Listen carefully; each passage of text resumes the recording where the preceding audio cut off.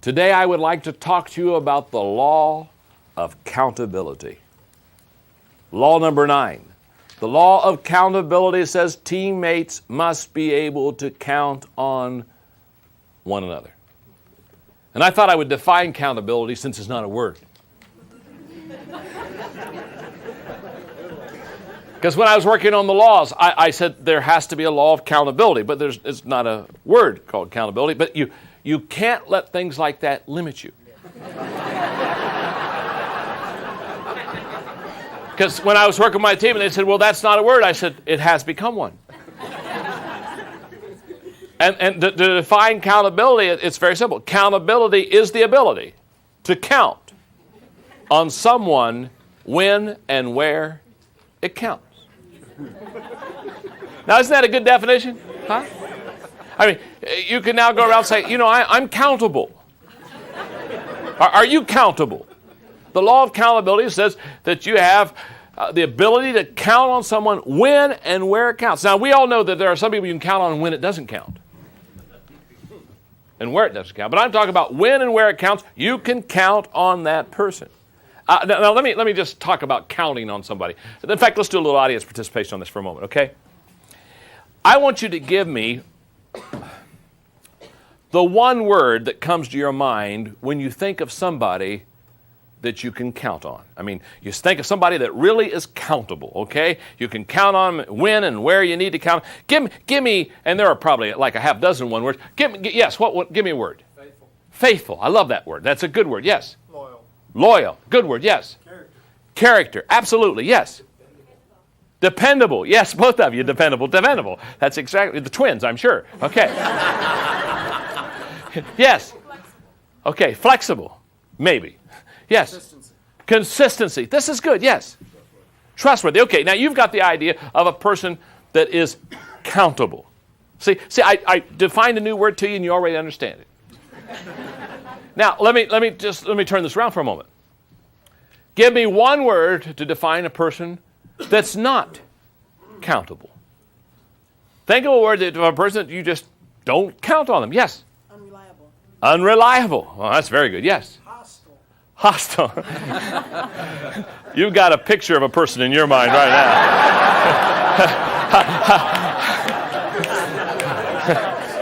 now. You need to take that picture and go home and have target practice, is what you need to do. Yes, clear up there. Selfish. You're good. Yes. Dishonest. What is it? Dishonest. Dishonest? Sure, you can't count on to be honest. Good. What? Maybe one. Yes, sir. Lazy? You got a picture of somebody in your mind too, don't you? In fact, as you're giving me these one-word descriptions, isn't it true? You all have a picture of somebody? When I ask you to give me the one-word definition of a person that is countable, every one of you had the picture of somebody that you count on. When I said give me a one-word picture of somebody that's not countable, every one of you in your mind, you had the picture of someone. Every one of us in this room knows what it's like to be let down. How many of you have been let down by someone else sometime in your life? Now let me ask you another question. How many of you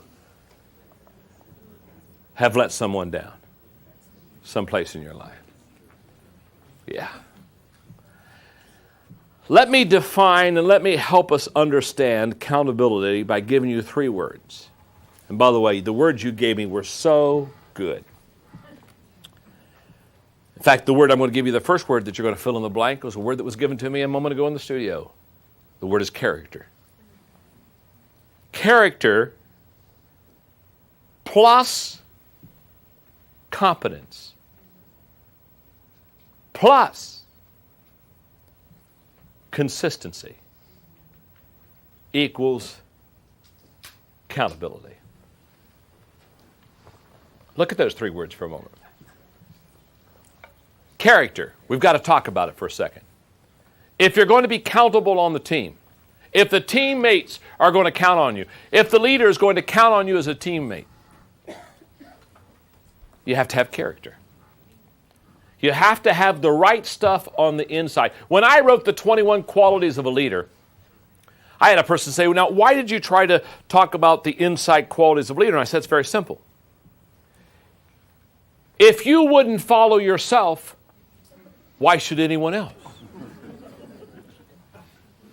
What's on the inside determines what comes outside.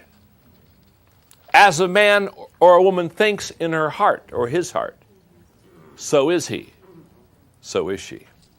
So character has to be in this accountability definition. You've got to be right on the inside to do right on the outside. Okay? Competence, though, that's got to be in there. Let me put it this way.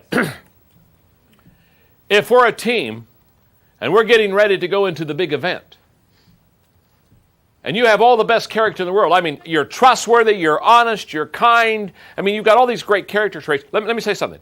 If you're not competent, I can't count on you. And the reason I can't count on you is because you don't have the competence or the ability to perform on the level that the team requires. So it's true that character is important, but character alone doesn't make you countable. But by the way, competence alone doesn't make you countable either. Don't you know some people that are very competent, but they don't have any character? The good news is they're going to get there. The bad news is you don't trust them. The good news is they're going to take the train and arrive. The bad news is you don't want to be on the train. So they have character and they have competence. You've got to have both. This is not an either-or thing. Character plus competence. Now, yet I know some people, they've got good character, they're competent, but I still don't count on them. And the reason I don't count on them is because they're not consistent. The third word is consistency. Now, when you can put those three words together, they have character, they have competence, and they are consistent. Now you're talking about a person that has accountability.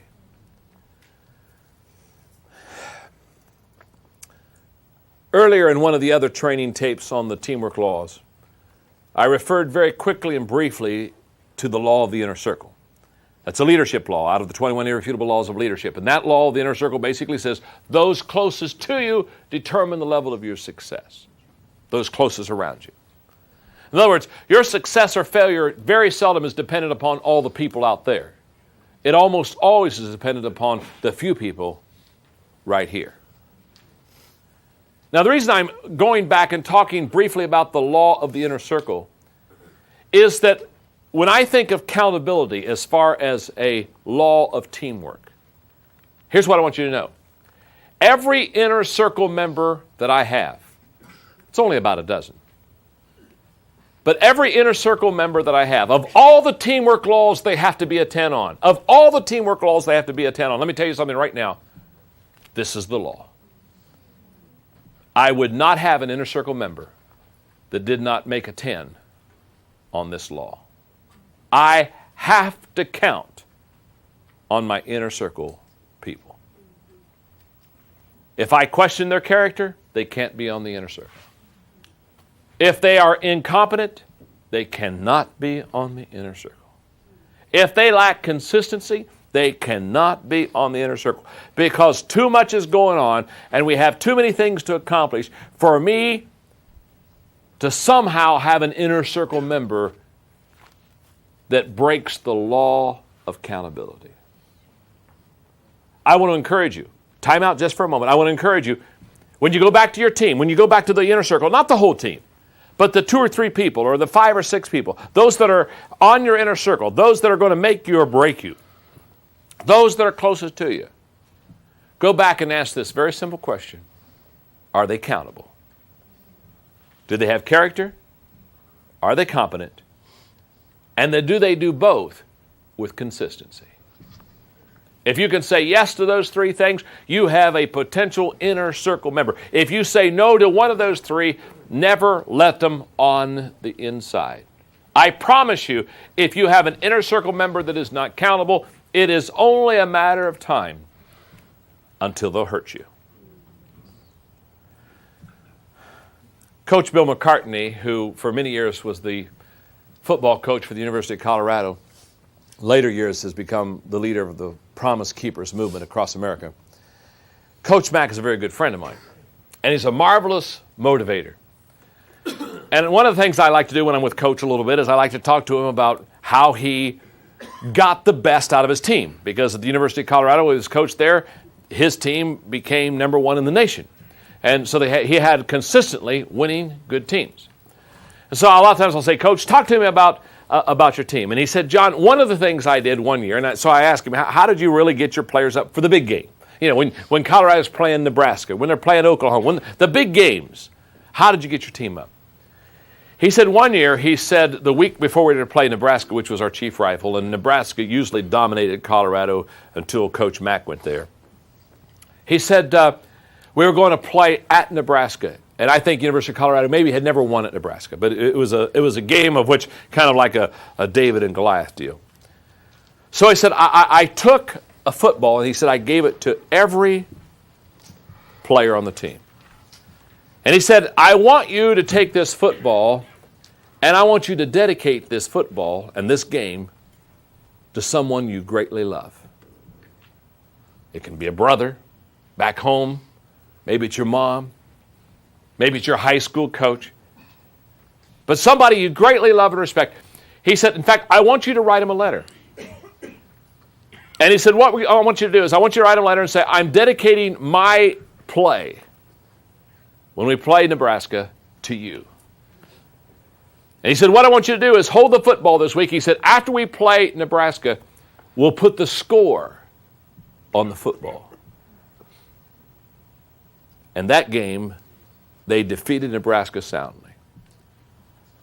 And Coach told me, he said, John, I have no question the players played above their head because he said they became, here's the word, countable to somebody they respected and loved. In fact, he said many times before a big game, he said, I would go to a player and I would walk up to him and I'd say, let me ask you a question. What are you going to do in this game to help us win? And you know, he said the players are tempted to say, well, I'm going to work hard. I'm going to really play my best, coach. And he said, it's not enough. No, I'm not asking you if you're going to work hard. He said, I always expect that from my whole team. He said, what are you going to do in this game that'll help us win? Coach, I'm going to cause somebody to fumble. I'm going to recover a fumble. I'm going to intercept a pass. I'm going to run for a touchdown. I'm going to open the hole for the back. He said, I made every player tell me what specifically they were going to do in that game to bring a victory to us. And he said, when they spelled it out during the game, he said many times, he said, I'd go up to a player and say, do you remember what you said you're going to bring victory, help us bring victory? Yes. Have you done it yet? Have you done it yet? Tremendous teaching on being accountable. So here's the accountability test, because I love this statement. The highest compliment a leader can give a team member is to count on him or her. In other words, the highest compliment that somebody can ever give you is the fact that they look at you with great integrity and say, I'm counting on you. I'm counting on you. So, 3 questions, very simple. Is my character solid? I don't know. You're going to do this for yourself, between a 1 and a 10. 10 being you've got solid character. 1 being you're in trouble. Am I confident in my responsibilities?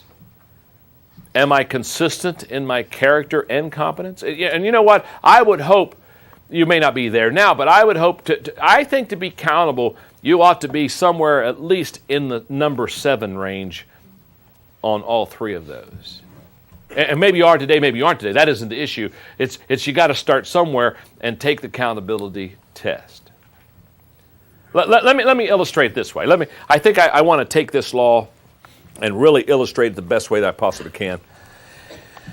Because this law of accountability for the team and for the team players is absolutely huge. So let me just be a little bit personal with you, if I could be.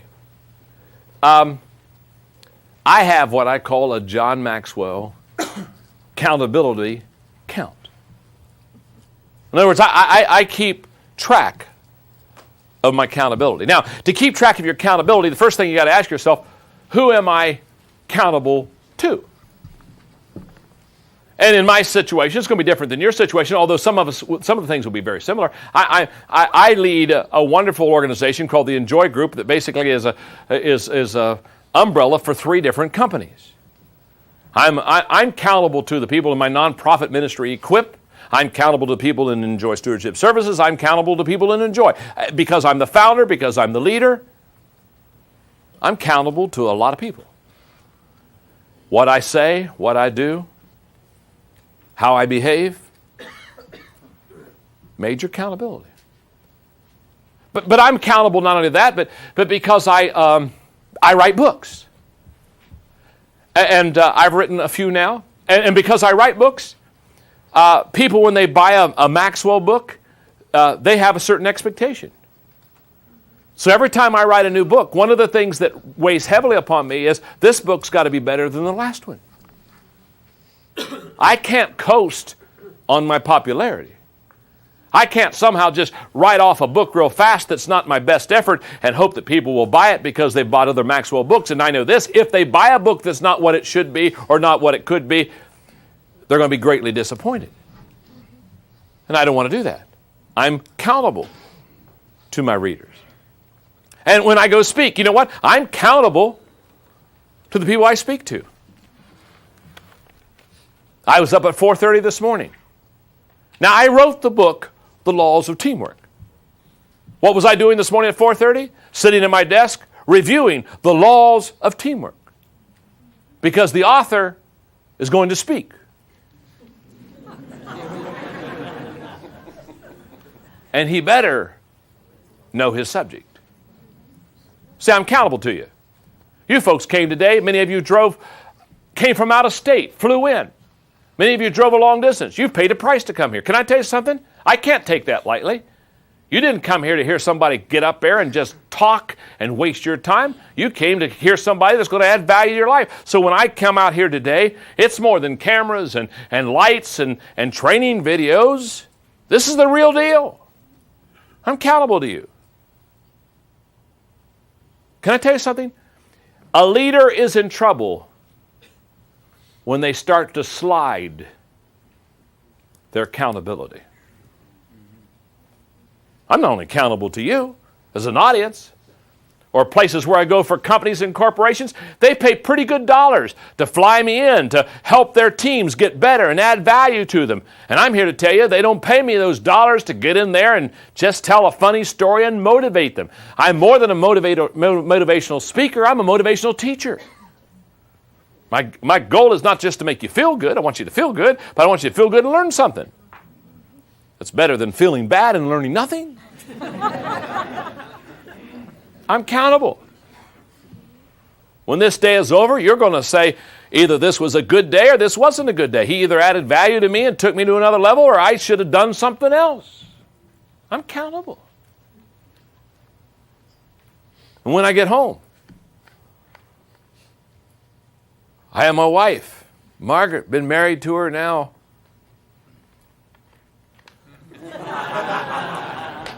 You're waiting, aren't you? 32 years plus. She's only 35. She's my best friend. I'm accountable to her. And to my 2 married children. And my 2 in-laws. And to my 2 grandchildren. Oh, I got 2 granddaughters. Madeline and Hannah. Both under a year. Both children. First only girls to be born without sin. It's an incredible story.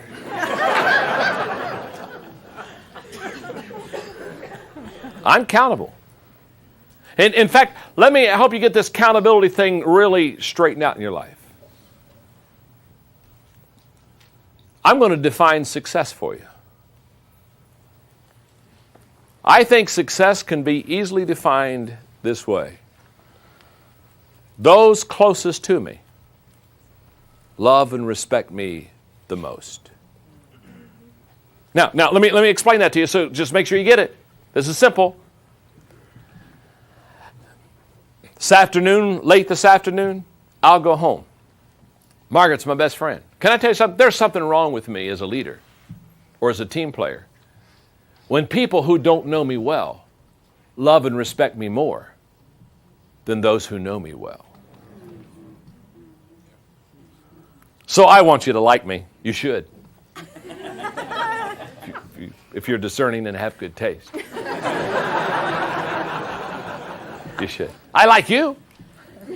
I want you to like me. But I just want everybody to understand in the studio and everybody watching the video on this incredible law of teamwork, accountability. What I want you to know is, although I want you to like me, it's not near as important for you to like me and respect me as my wife, Margaret, and my kids. Hello.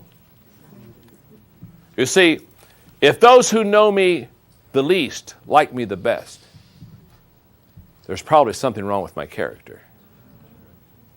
And I'll just close the law off because I don't want to just get my personal faith in here, but I believe there's a day when I'm also going to be accountable to God. I'm going to have to answer the big question. What have I done with my life? Have I added value to people? Have I climbed the ladder of success only to find out when I got to the top it was leaning against the wrong building? Here's what I know. When I go in with my teammates into the big event, I want those on my left and I want those on my right to be countable. But the person I want to be countable the most is me. Because most of the victories that I have to struggle with are not with others. They're with me. And if I can lead myself, then perhaps I'll be privileged to lead others.